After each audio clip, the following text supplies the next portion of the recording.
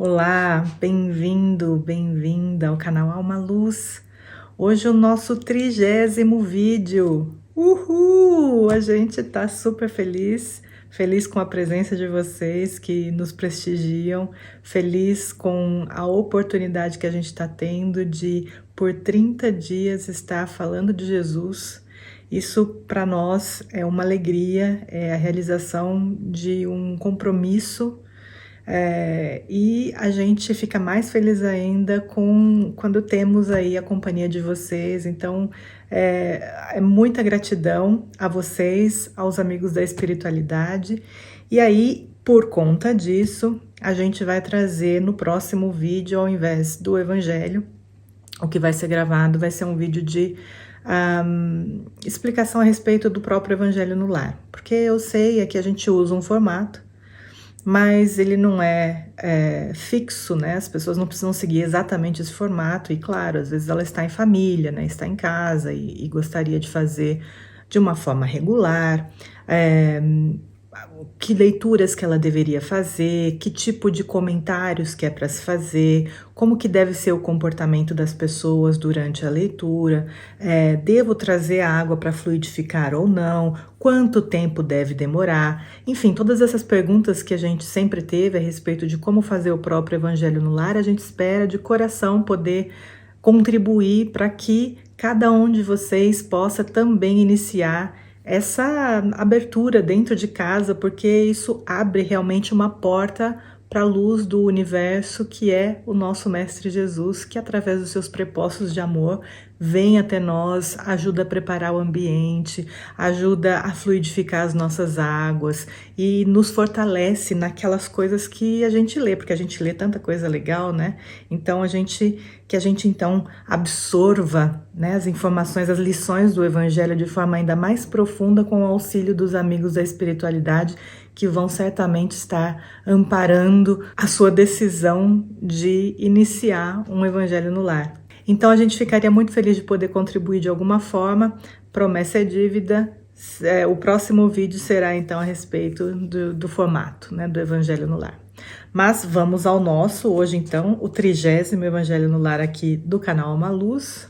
Vamos ler o nosso livrinho de mensagens, Vinha de Luz. Estamos na mensagem de número 31, que se chama de ânimo forte. Porque Deus não nos deu o espírito de temor, mas de fortaleza, amor e moderação. É uma frase de Paulo que está em 2 Timóteo, capítulo 1, versículo 7. Não faltam recursos de trabalho espiritual a todo irmão que deseje reerguer-se, aprimorar-se, elevar-se. Lacunas e necessidades, problemas e obstáculos desafiam o espírito de serviço dos companheiros de fé em toda parte. A ignorância pede instrutores, a dor reclama enfermeiros, o desespero suplica orientadores. Onde, porém, os que procuram abraçar o trabalho por amor de servir? Com raras exceções, observamos, na maioria das vezes, a fuga, o pretexto, o retraimento. Aqui há temor de responsabilidade, ali receios da crítica, acolá pavor de iniciativa a benefício de todos. Como poderá o artista fazer ouvir a beleza da melodia se lhe foge o instrumento? Nesse caso, temos em Jesus o artista divino e em nós outros, encarnados e desencarnados, o instrumento dele para a eterna melodia do bem no mundo. Se algemamos o coração ao medo de trabalhar em benefício coletivo, como encontrar serviço feito que tranquilize e ajude a nós mesmos?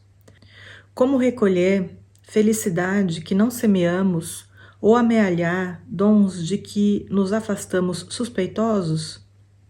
Onde esteja a possibilidade de sermos úteis, avancemos de ânimo forte, para a frente, construindo o bem, ainda que defrontados pela ironia, pela frieza ou pela ingratidão, porque, conforme a palavra iluminada do apóstolo aos gentios, Deus não nos deu o espírito de temor, mas de fortaleza, amor e moderação. Nós convidamos a todos agora para fazermos a nossa oração. Para isso, gostaria que pudéssemos fechar os nossos olhos, respirar profundamente e ir serenando os nossos pensamentos, as nossas emoções. E nos unimos aqui nesse momento em sentimento, em pensamentos, dirigindo a nossa prece ao nosso Mestre Jesus, a quem agradecemos pela presença em nossas vidas, aqui nesse momento, a nos inspirar há 30 dias, a fazer uso do seu Evangelho, através do nosso Evangelho no Lar, e a retirar dessas lições benditas a inspiração para o nosso dia a dia, para as nossas interações com as pessoas, para a forma como nós escolhemos agir no mundo. Que essa inspiração, esse cuidado, essa proteção não nos falte nunca, Mestre. Que possamos sempre estar vibrando numa frequência que possa estar mais próxima daquela onde vibram os nossos mentores, os nossos anjos da guarda, os espíritos amigos que nos guiam, nos protegem e querem o nosso bem. Agradecemos a eles pela presença aqui essa noite, agradecemos pelo ambiente preparado para iniciarmos o nosso Evangelho e agradecemos por mais essa oportunidade de podermos falar de Jesus. Muito obrigada e que assim seja. E lá vamos nós ao capítulo 3º do Evangelho de Mateus. Nós estamos então, lendo sequencialmente. Estamos no bloco que se chama Pregação de João o Batista e já lemos aí até o versículo de número 5. Hoje então vamos ler o versículo de número 6. Esses versículos que falam a respeito de João Batista, eles mostram que ele era um pregador que pregava no deserto a mensagem sobre a vinda do Messias, que ele tinha um comportamento um tanto quanto diferente do que as pessoas da época, Ele preferia ficar no deserto, se vestia com roupas de camelo, de pelos de camelo, comia gafanhotos e mel silvestre, e as pessoas estavam o procurando, mas por conta do que acontece depois, dos acontecimentos da vinda de Jesus, a gente consegue entender que, apesar do desejo de estar lá próximo do João Batista, ouvindo o que ele tinha a dizer e, de certa forma, se propondo, sim, a uma transformação, a transformação ela ficou mais na superfície, ela foi só algo plantado para o futuro, mas que não tem problema, também tudo é certo do jeito que é. E aí a gente vai ler então o versículo de número 6, que diz o seguinte: E eram por ele batizados no Rio Jordão, confessando os seus pecados. Curtinho, se refere às pessoas, porque no versículo anterior fala que iam ter com ele pessoas de Jerusalém, de toda a Judéia e de toda a província adjacente ao Jordão. Então essas pessoas, quando chegavam lá, elas eram batizadas por ele no Rio Jordão e confessavam os seus pecados. O que demonstra realmente ainda que não saindo das profundezas da nossa alma, realmente como um desejo profundo de transformação, de mudança, de entrega a essa força crística, eles estavam dispostos, as pessoas vinham, queriam ser batizadas por ele. A gente pode, claro, adicionar aqui, quando a gente faz uma análise de contexto, né, da situação, como que era, como que aquele povo era, né? A gente já falou no vídeo passado, por exemplo, da questão do Messias, que era uma informação que estava já muito ali clara para as pessoas, que o Messias estava chegando, que era a época do Messias. Então, a gente pode adicionar aí também o fator medo, né? O fator medo, que é aquele fator que também a gente fez a conexão ontem, né? A respeito do momento atual, que as pessoas veem a questão da mudança para o mundo de regeneração, né? A nova terra chegando, e sabe que vão acontecer mudanças físicas no planeta Terra, de toda a ordem. A gente ainda não tem certeza do que é, quando é, mas a gente sabe que vai acontecer, e a grande maioria das pessoas, independente de acreditar em nova terra, em mundo de regeneração, acredita pelo menos, ou né, entende que aqui na Bíblia também, nos evangelhos, no final dos evangelhos, tem o Apocalipse, escrito por João Evangelista. Então as pessoas podem não acreditar em nada disso da espiritualidade que a gente traz, né? Que a gente recebe, que a gente acompanha. Mas ela pelo menos já leu o Apocalipse e sabe que tem coisas que estão programadas a acontecer, mais catastróficas. E aí entra nessa zona do medo. E aí, para tentar se salvar do medo, né? É aí que a pessoa busca muitas vezes a religião. Mas como a religião, né? Busca fazer um terço, busca fazer promessa, busca virar uma pessoa frequentadora assídua, né, de culto, de igreja, de templo, quando isso não é o suficiente, né? Isso poderia ser útil quando agregado a outros fatores, para que a pessoa possa ter uma condição melhor, caso venha realmente acontecer o que vem sendo profetizado há muito tempo. Mas mesmo assim, não há escapatória praticamente para quem está encarnado, né? E assim, o fato de eu estar dizendo isso agora nesse momento, que é algo que vocês vão ouvir em vários lugares, não quer dizer que a gente deva entrar em desespero e sabe, alimentar um medo. É uma questão de preparação, é uma questão de ter consciência para enfrentar a situação, né? Qual que é a vantagem da gente ver um perigo chegando e fechar os olhos?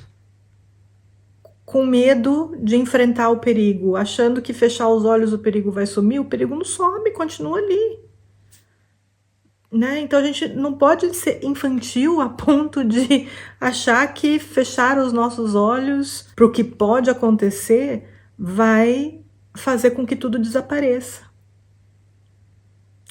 Então a gente volta aqui para o João Batista. E aquele pessoal ia lá para ele, provavelmente com essa mesma sensação.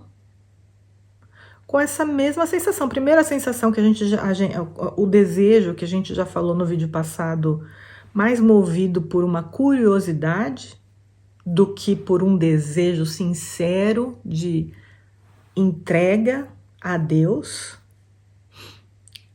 E segundo, porque talvez existisse um desejo de entrega, mas motivado talvez não pelo amor, porque essa mensagem ainda não tinha chegado da forma como chegaria depois que Jesus desse essa mensagem, né?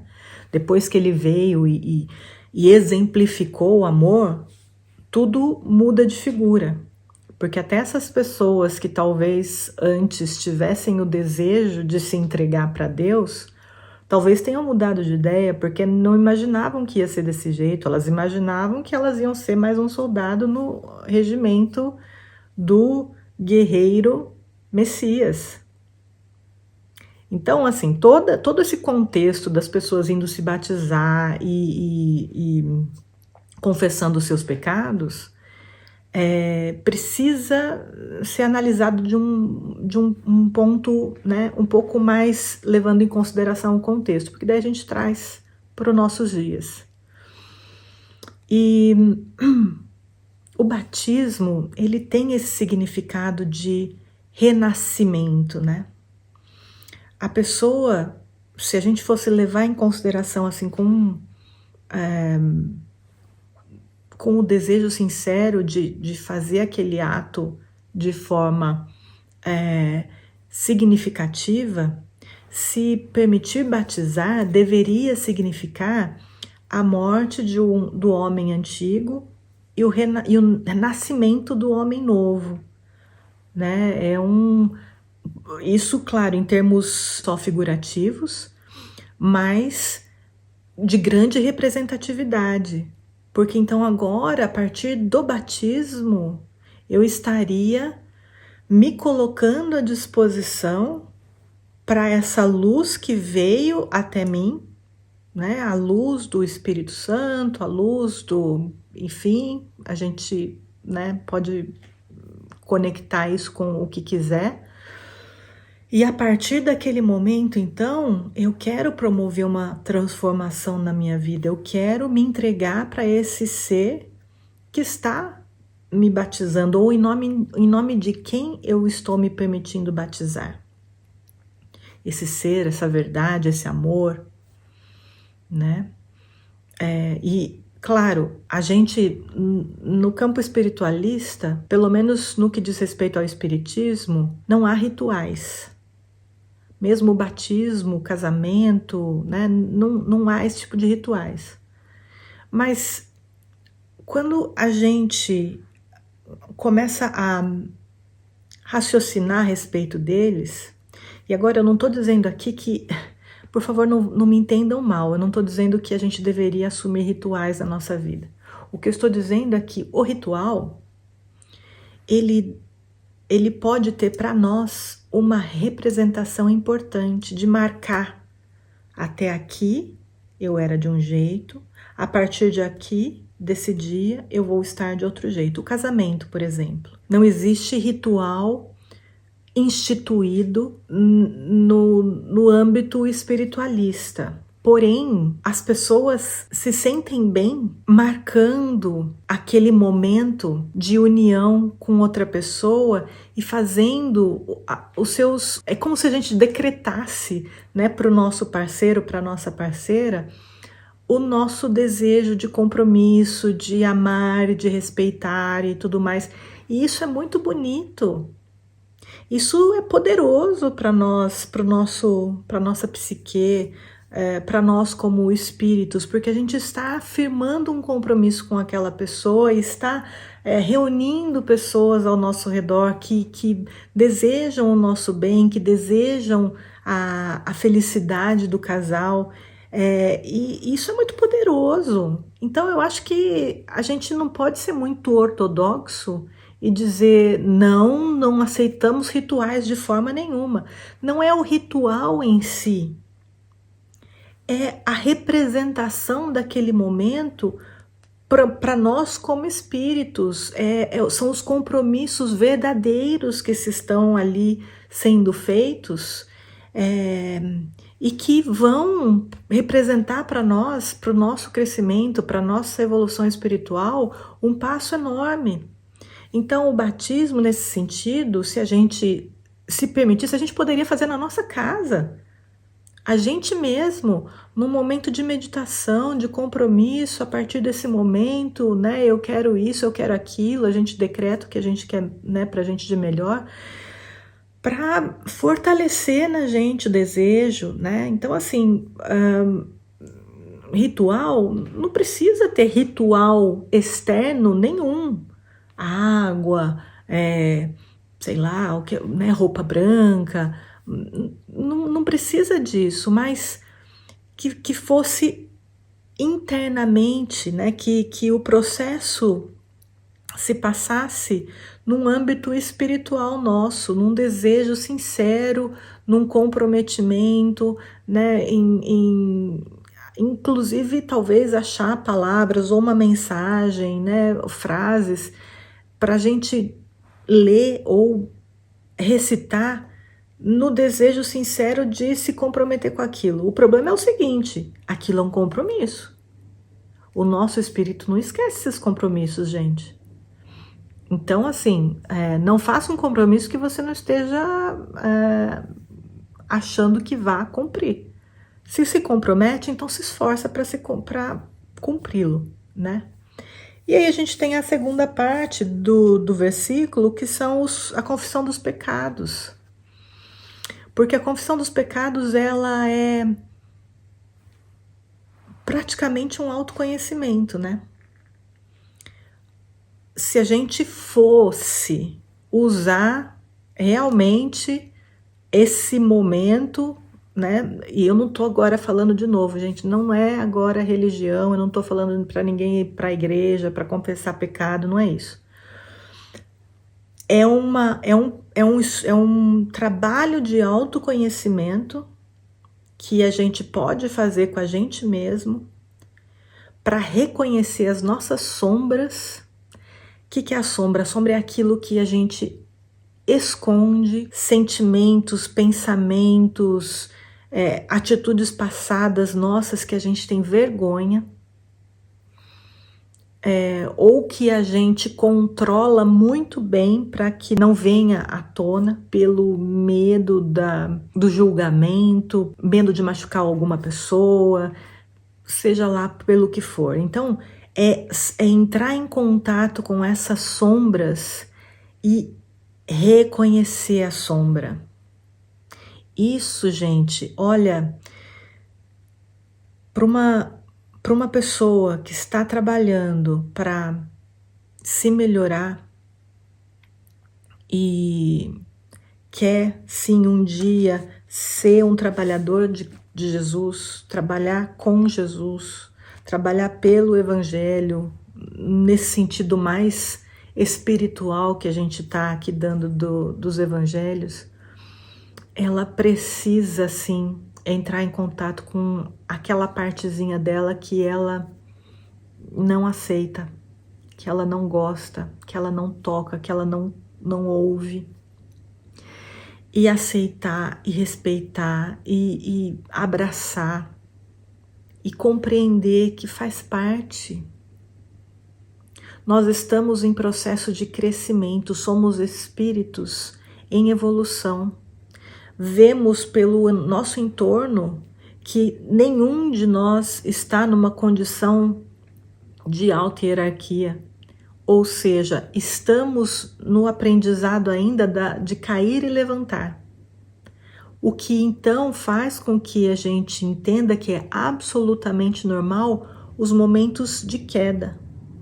Mas faz também com que a gente reconheça a necessidade de levantar a cabeça, muitas vezes pedir perdão, muitas vezes se perdoar e seguir em frente com novas atitudes, porque se a gente errou e isso causou uma queda, isso precisa agora se tornar uma lição para a gente, para que isso não volte a acontecer, para que nós aprendamos com os nossos erros, para que então a atitude que causou o erro não volte a se repetir. Então é todo um processo onde o autoconhecimento é super importante e para se autoconhecer a gente precisa então aprender a tocar esses lugares da nossa alma que a gente não gosta. E isso tá aqui nessa parte. A pessoa quando ela é batizada, vamos agora, né, colocar de novo a figura daquilo que a gente tá tentando trazer com esses dois termos, batismo e confissão de pecados. Se a gente quer ser batizado para se tornar um trabalhador do Cristo, a gente precisa então olhar para dentro de nós, ver aqueles pontos que podem ser melhorados, ver aqueles pontos que a gente vem colocando para baixo do tapete, reconhecer aquilo, perceber o que a gente pode fazer para melhorar aquilo e de repente usar a energia daquilo na polaridade oposta para trazer benefícios, estimular capacidades nossas, ao invés de afundar a nossa evolução espiritual com atitudes errôneas. Então tá aí 2 termos que podem ser muito úteis num processo nosso de autoconhecimento e seguir no caminho para Jesus. A gente vai finalizando então aqui hoje. Vamos fazer agora a nossa oração de encerramento. Se vocês tiverem água para fluidificar, por favor, podem colocar à disposição, tá bom? A gente vai pedir por elas agora.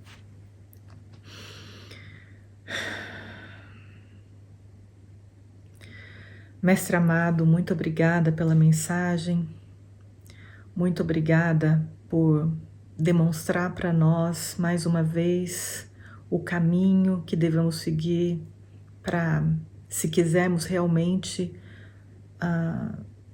ir até vós, encontrarmos com os trabalhadores da luz, nos unirmos a eles e juntos trabalharmos pelo nosso bem e pelo bem do entorno, pelo bem da humanidade, pelo bem do universo, porque a gente, na caminhada espiritual, a gente vai seguindo para horizontes cada vez mais amplos, que a gente tenha consciência disso, porque esse é o nosso futuro.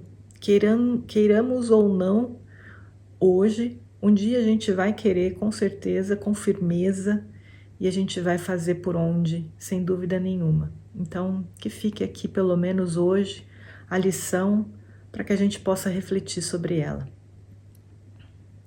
Mestre amado, a gente pede nesse momento que as águas que colocamos à disposição possam ser fluidificadas, que das fontes de amor mais límpidas e puras da espiritualidade possa chegar até nós o influxo de luz e de amor e de paz, e de equilíbrio e de saúde para cada uma das nossas águas, que nós recebamos exatamente aquilo que estamos precisando no momento, com a graça de Deus.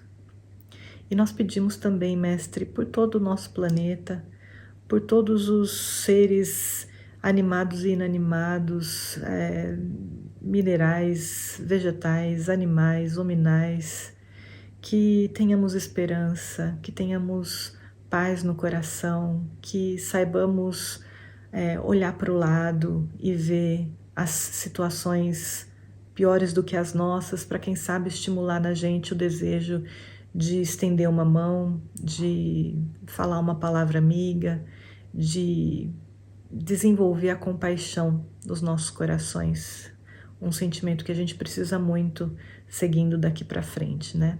Que o Senhor nos fortaleça, nos ampare, nos inspire e nos guarde hoje e sempre, Mestre. Muito obrigada. Que assim seja. Então é isso, pessoal. O próximo vídeo, então, já sabe. A gente vai dar aí umas dicas sobre como fazer um evangelho no lar na sua casa. Tá legal? Então a gente se vê lá. Até mais. Tchau.